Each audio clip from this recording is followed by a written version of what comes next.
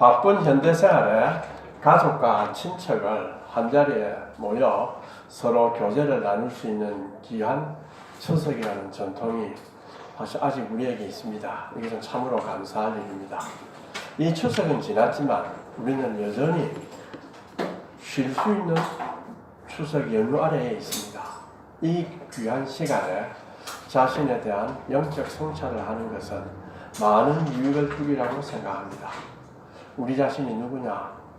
하나님의 나에게 주시는 사명이 무엇인가를 살피면서 자신이 새로운 피조물이라는 것을 깊이 느끼기 바랍니다. 그동안 오랫동안 해왔던 요한복음 강해 설교를 마쳤습니다. 이번 주부터 로마서 강해 설교를 하려 합니다. 우리 개신교 성경은 66권입니다. 로마 가톨릭에서는 73권이라고 합니다. 이 모든 책은 예수 그리스도를 향하고 있습니다. 로마서는 기독교가 무엇인지를 알려주는 핵심적인 책입니다.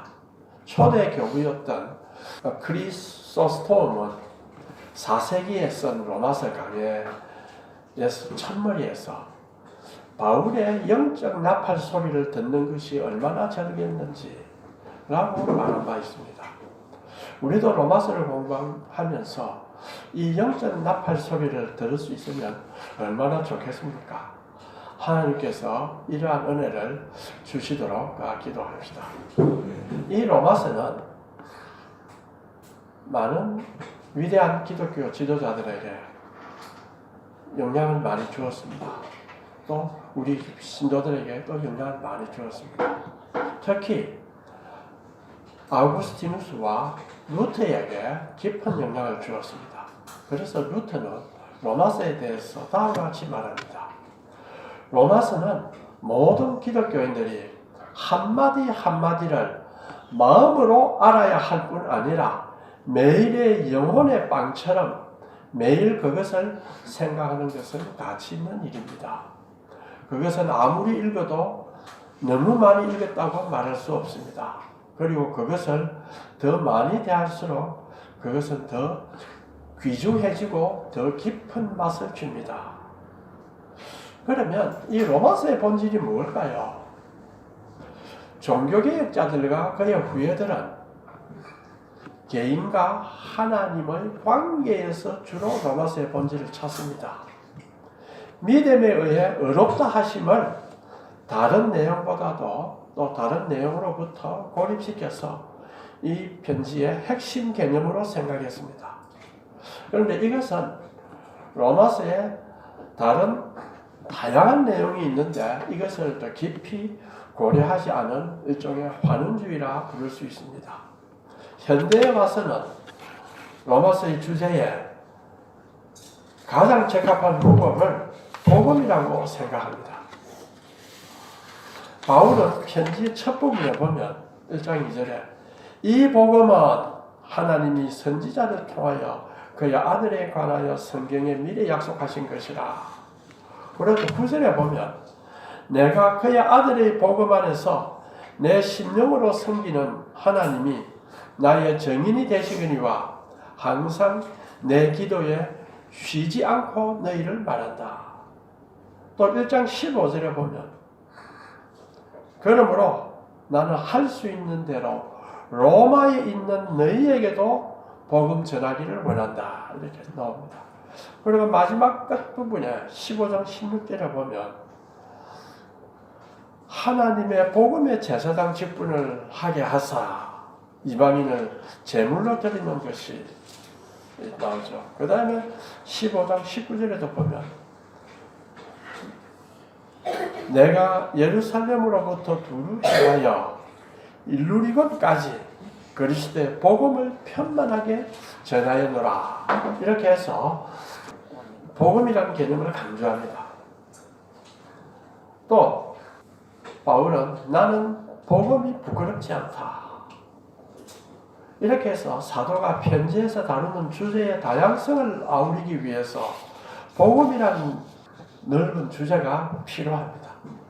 로마서는 바울의 선교 상황을 성장시켰고 그 핵심은 바울이 설교한 복음입니다. 자, 그러면 복음이란 뭐냐 하면 좋은 소식이라 합니다. 그럼 그 좋은 소식이 무엇일까요? 사람들은 왜 그것을 들어야 할까요? 그들은 어떻게 그것을 경험할 수 있을까요? 그것이 그들의 복잡한 미래를 향해서 어떤 의미를 지닙니까? 그리고 그 좋은 소식은 우리 일상생활과 어떤 관련이 있습니까? 이 크고 작은 기본적인 질문들이 바로 로마서의 의제입니다. 그래서 바울은 로마서에서 복음은 구원의 역사의 흐름을 위해서 무엇을 의미하는가에 집중합니다. 또한 로마서는 성경에서 가장 흥미롭고 매력적인 책 중에 하나입니다. 그 이유는 바로 우리가 살고 있는 우주의 많은 부분에 대해서 생각하는 방식을 형성하게 해주기 때문입니다.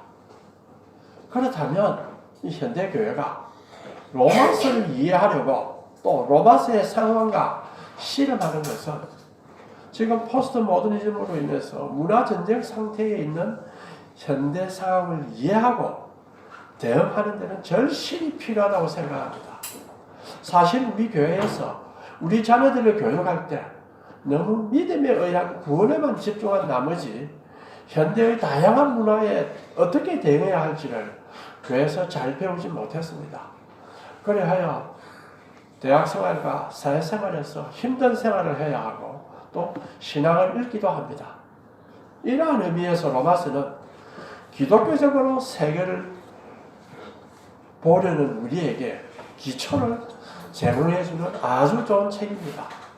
오늘은 로마서의 본문을 순차적으로 다루기 전에 서론격으로 로마서가 끼친 영향에 대해서 한번 생각해 볼까 합니다. 특별히 로마서는 많은 위대한 기독교 지도자에게 영향을 주었습니다. 오늘 읽은 구절 13장 14절에서 15절은 위대한 라틴 교부였던 아우구스티누스가 회심할 때 읽은 것입니다. 또 하나 1장 17절은 종교개혁의 위대한 지도자 루터에게 깨달음을 주었던 것입니다. 오늘은 이 두 가지를 주로 생각합니다. 다음 주부터는 1장부터 시작하여 전체까지 2, 3년에 걸쳐서 강의 설교를 할 것입니다. 여러분은 가능하면 노트를 만들어서 필기도 하고 또 그것을 가지고 집에서 묵상도 하고 기도도 하시면 좋을 것입니다. 그렇다고 해서 로마서만 2, 3년 동안 매주 하는 것은 아닙니다. 절기를 맞아서는 절기 설교도 하고 또 성령이 인도하는 대로 우리에게 필요한 주제 설교도 물론 할 것입니다. 초대교회에서 가장 위대한 교부라고 불리우는 사람은 히포의 아우구스티누스입니다. 영어로는 어거스틴이라고 하고 라틴어로는 아우구스티누스라고 합니다. 한국에서 외국어 읽기 기준은 그 사람이 어느 시대 사람인가 어느 나라 사람인가에 맞추어서 그 나라 발음대로 읽습니다. 그래서 우리 어거스틴이라 옛날에는 영어로 해서 했는데 요즘은 이제 과거 사람 그때는 라틴어를 썼으니까 아우구스티누스라고 이렇게 부릅니다. 이분을 해심시킨 책이 바로 로마서입니다. 그는 젊은 시절에는 매우 방탕했고 또 수사학과 문학교사였습니다. 그리고 어머니 모니카의 참 기도의 대상이었습니다. 카르타고, 로마, 밀라노 등으로 옮기면서 살았습니다.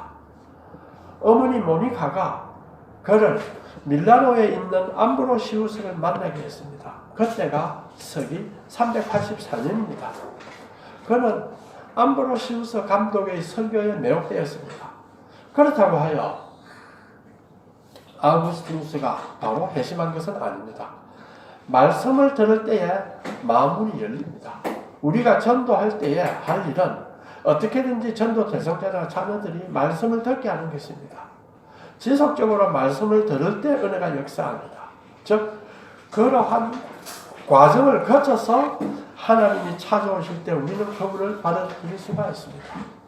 아우구스티누스가 암브로시우스의 설교를 들으면서 회심하기까지는 2년이 걸렸습니다. 볼까요? 그는 암브로시우스를 만난 지 2년 후에 32살 386년 여름에 조용히 혼자 있고 싶어 자신이 묵고 있는 친구의 집 정원으로 나갔습니다. 그의 유명한 책 고백록에서는 다음과 같이 쓰고 있습니다. 나는 마음이 산란해서 정원으로 나가게 되었다. 거기에는 내가 겪고 있던 나 자신과의 격심한 투쟁을 방해할 사람이 아무도 없었기 때문이다. 나는 나를 얽으면 사슬 속에서 몸부림치고 있었다. 나는 어느 무화과 나무 아래 들썩 주저앉아 하염없이 눈물을 흘리고 있었다. 갑자기 나는 근처의 한 집에서 어떤 남자아이 아니면 여자아이인 듯한 음성이 누군가가 노래 가락을 읊조리는 것을 듣게 되었다. 그 목소리는 되풀이해서 집어라, 읽어라, 라틴어로 레게 톨레, 집어서 읽어라 고 말하고 있었다. 나는 그것을 책을 열어서 제일 먼저 찾는 장을 읽으라는 신적 명령으로 해석했다. 그래서 나는 잠에서 일어날 때 사도의 책을 놓아두었던 곳으로 서둘러 들어갔다. 나는 책을 움켜쥐고 그것을 펼쳤다. 그리고 눈에 가장 먼저 들어오는 첫 번째 본문을 조용히 읽었다. 방탕하거나 술 취하지 말며 음란하거나 호색하지 말며 다투거나 시기하지 말고 오직 주 예수 그리스도로 옷 입고 정욕을 위하여 육신의 일을 도모하지 말라. 나는 더 이상 읽고 싶지 않았고 그럴 필요가 없었다. 이 문장의 마지막 단어를 읽고 나자 모든 염려로부터 구원해주는 빛이 즉시 마음속으로 밀려들어오는 것 같았다. 모든 의심의 그림자들이 사라져버렸다.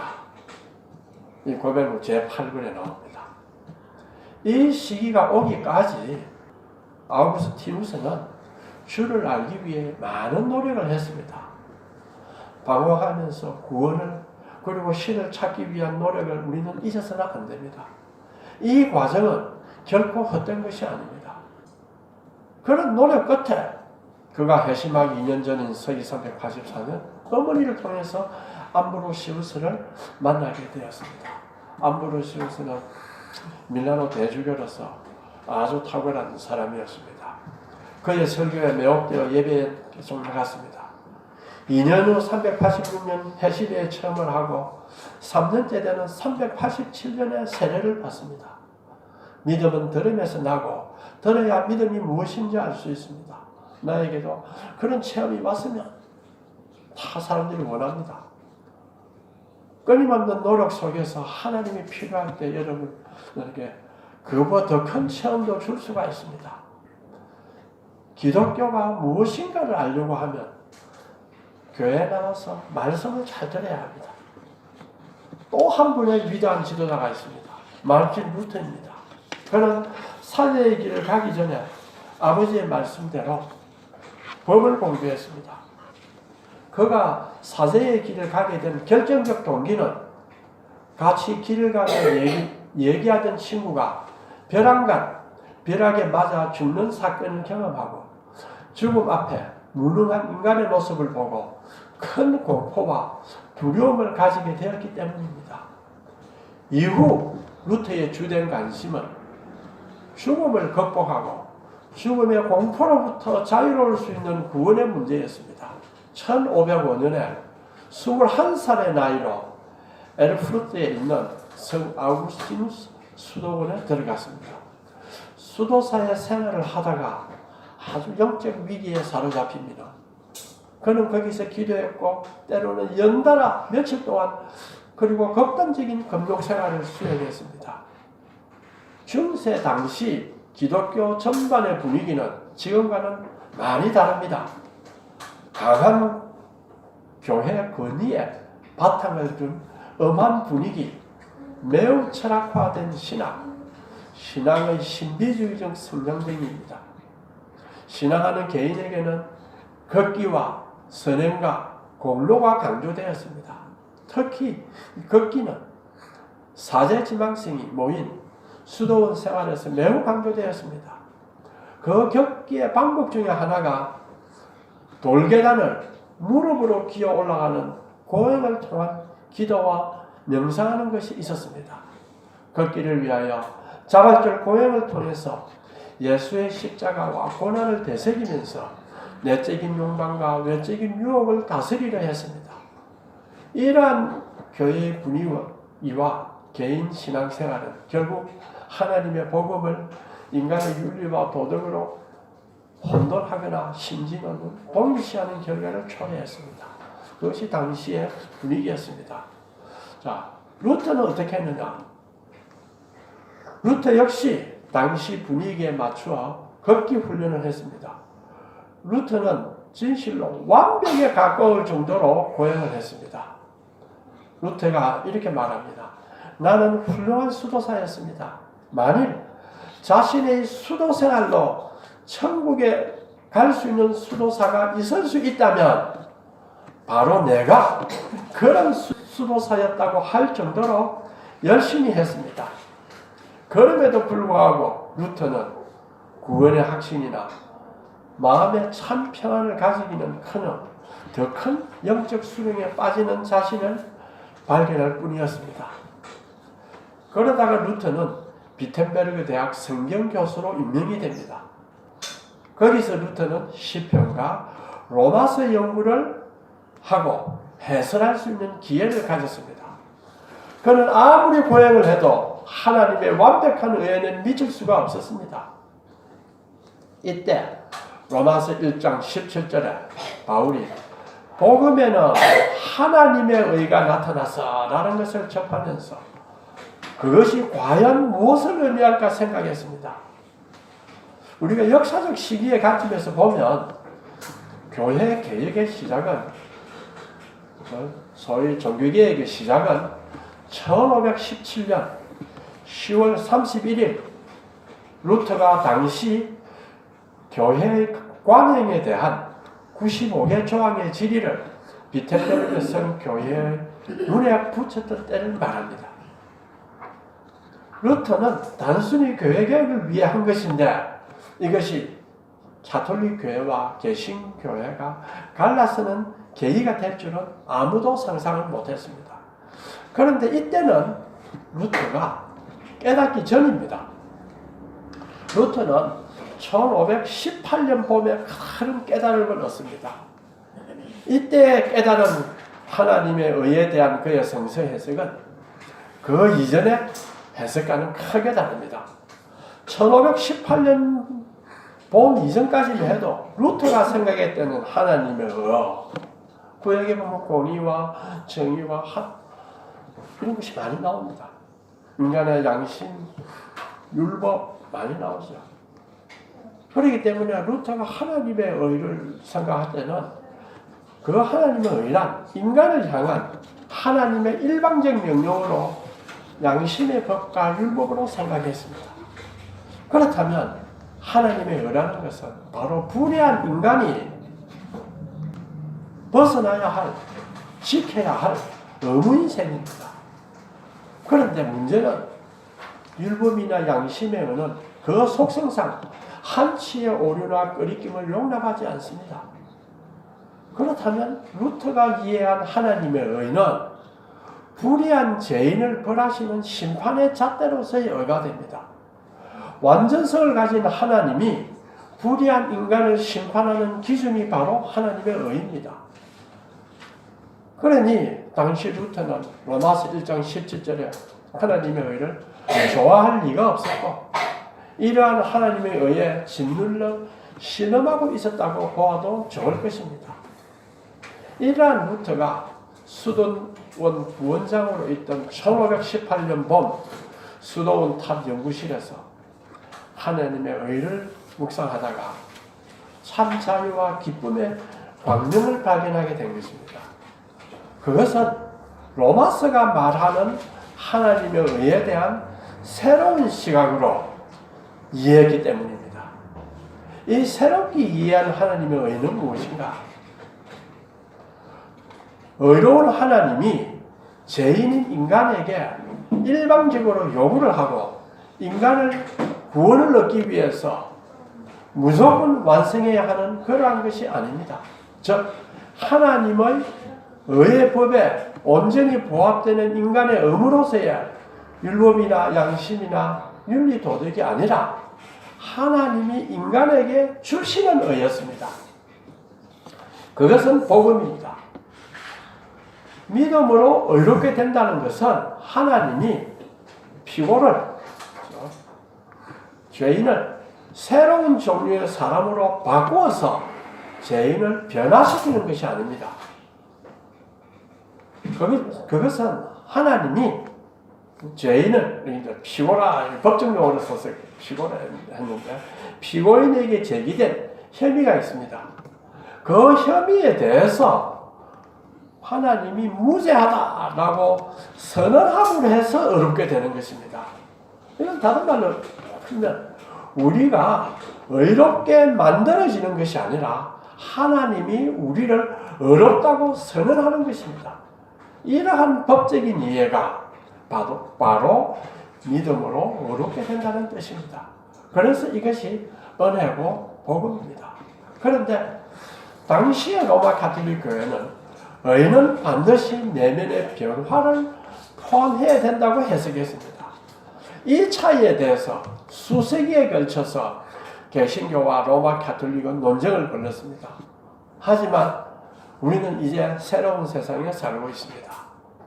대부분의 우리 시대의 로마 가톨릭 학자들은 바울의 칭의, justification, 의롭다 하심은 그 언어는 법적인 것이라고 주장하는 개신교 신학자들이 옳다는 것에 동의합니다. 그러면 어떻게 하나님이 사람이 실제로 무혐의가 아닌데 하나님이 그 죄인을 무혐의하다고 할 수 있는가? 이것은 다음 본문에 들어갈 때 자세히 하겠습니다. 여기서는 간단하게 칭의의 중요성과 그것의 본질에 대해서만 제가 잠시 지적하겠습니다. 자, 인간의 근본 문제가 뭐냐? 인간의 근본 문제가 뭐냐? 소외라고 인간 소외라고 하는 걸 인간의 근본 문제라고 하는데, 이것은 일반 사람들이 이야기하는 것처럼 하나님은 그것이 수평적인 곳에 있지 않다고 이야기합니다. 다시 말하면 인간 간의 관계가 서로 안 좋아졌어. 적치하고 압제하고 이렇게 해서 미워하고 질투하고 이렇게 해서 소외가 이루어졌다. 하나님은 그렇게 보지 않습니다. 그것은 결과입니다. 참 소외는 수직적이다. 유일한 참 하나님으로부터의 소외가 이루어졌다는 것을 분명히 하십니다.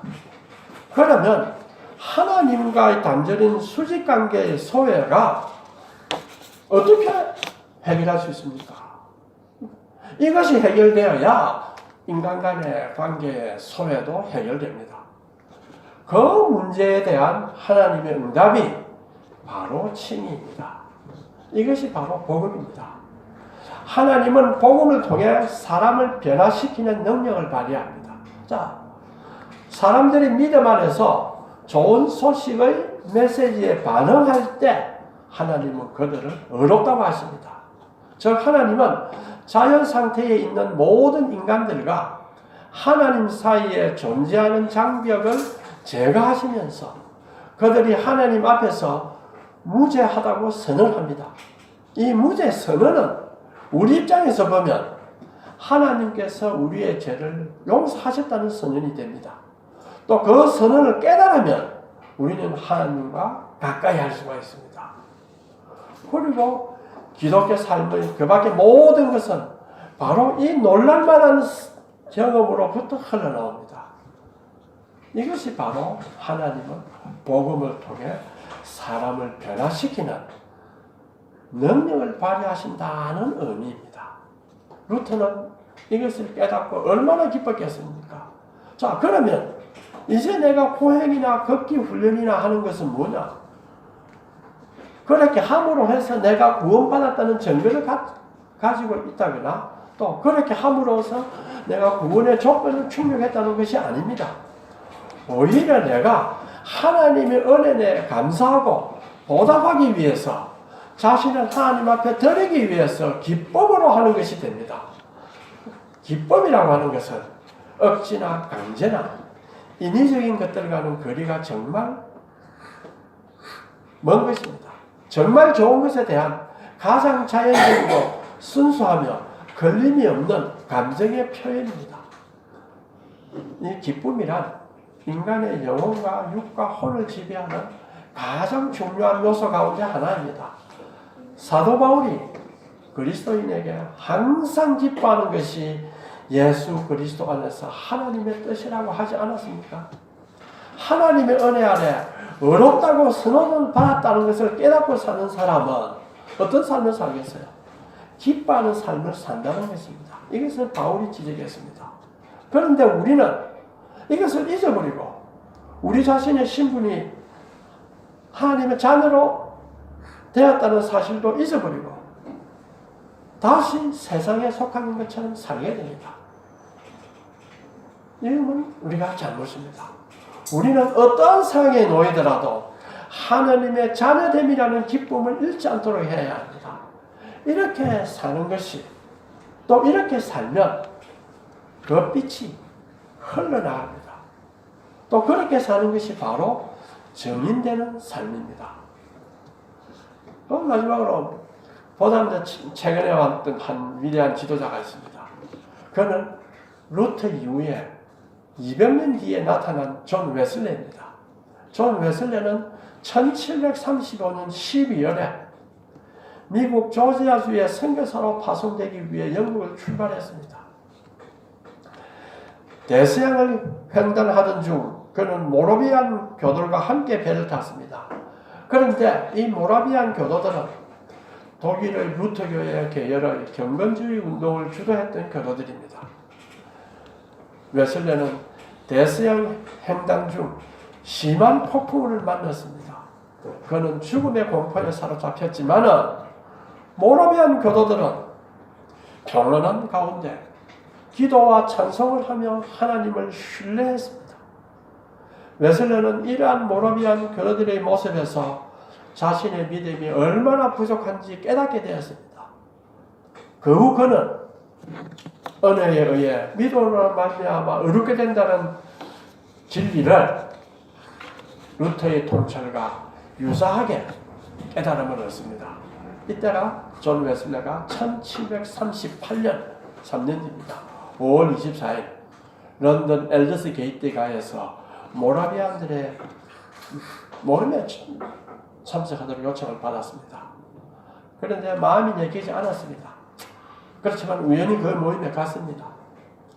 그는 거기서 깨닫습니다. 아, 그동안은 나는 너무 내 자신을 과신했다 하는 데서부터 이제 그리스도를 믿는 믿음으로 돌아섰다 하는 것이었습니다. 웨슬레는 이렇게 이야기합니다. 누군가가 루터의 로마서 서론을 읽고 있었다. 9시 15분 전 그가 하나님이 그리스도를 믿는 믿음을 통해서 마음속에 이루고 계시는 변화를 묘사하고 있는 동안 나는 마음이 이상하게 따뜻해지는 것을 느꼈다. 내가 구원받기 위해 실로 그리스도를 오직 그리스도만을 믿는다고 느꼈다. 그리고 나자 그분이 나의 죄를 바로 제거해 주셨고 죄와 사망의 율법에서 나를 구해 주셨다는 확신이 느껴졌다. 웨슬레의 회심은 영국과 전 세계에 큰 영향을 미쳤습니다. 웨슬레는 감리교 운동을 통해 복음을 전파하고 많은 사람들의 삶을 변화시켰습니다. 그의 회심은 오늘날까지도 많은 사람에게 영감을 주고 있습니다. 자, 그러면 이제 정리를 해봅시다. 아우구스티누스는 여전히 의심 속에서 자신의 행실을 얻지 못하고 괴로워하고 있었습니다. 그때 로마서는 그에게 큰 빛을 주었습니다.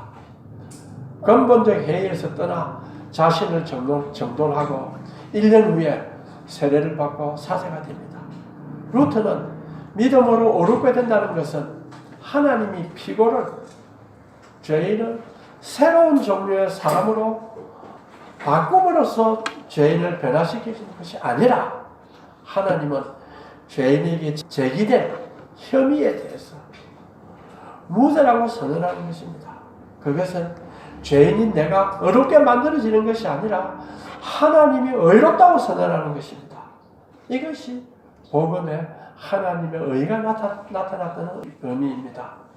이것을 깨달은 루터는 참으로 기뻐했습니다. 사도 바울이 그리스도인들에게 항상 기뻐하는 것은 예수 그리스도 안에서 하나님의 뜻이라 한 것을 한번 깊이 생각해 봅시다. 이는 바로 너희는 하나님의 은혜를 받은 자라는 것이 아니겠습니까? 그것을 깊이 생각하는 것이 아니겠습니까? 지난 시간에 우리가 예수를 깊이 생각하라는 말씀은 바로 예수에게 우리의 사고를 집중하라는 뜻이라고 생각했습니다. 그렇다면 우리가 하나님의 은혜를 받은 자라는 사실에 우리의 사고를 집중해야 될 것입니다. 이 모든 일에 성령님이 우리를 도우십니다. 그러면 우리는 어떤 곳에 처하든지 주의 은혜로 참으로 기쁜 삶을 누릴 수가 있으며 주님이 명하신 정인으로의 삶을 살 수가 있습니다. 우리의 삶은 잠깐입니다. 그 후 영원한 삶이 있습니다. 은혜 안에 사는 이 영혼이 시간적 삶 속에 나타나는 것입니다. 그래서 우리는 이 영혼에 잇대어서 살아가는 것이 바로 은혜 안에 사는 삶입니다. 기쁨이란 인간의 영과 육과 혼을 지배하는 가장 중요한 요소 가운데 하나입니다. 우리가 하나님의 은혜 안에 있다는 것을 깊이 생각하시면 우리는 이 기쁨을 누리면서 살 수가 있습니다. 통성으로 기도하겠습니다.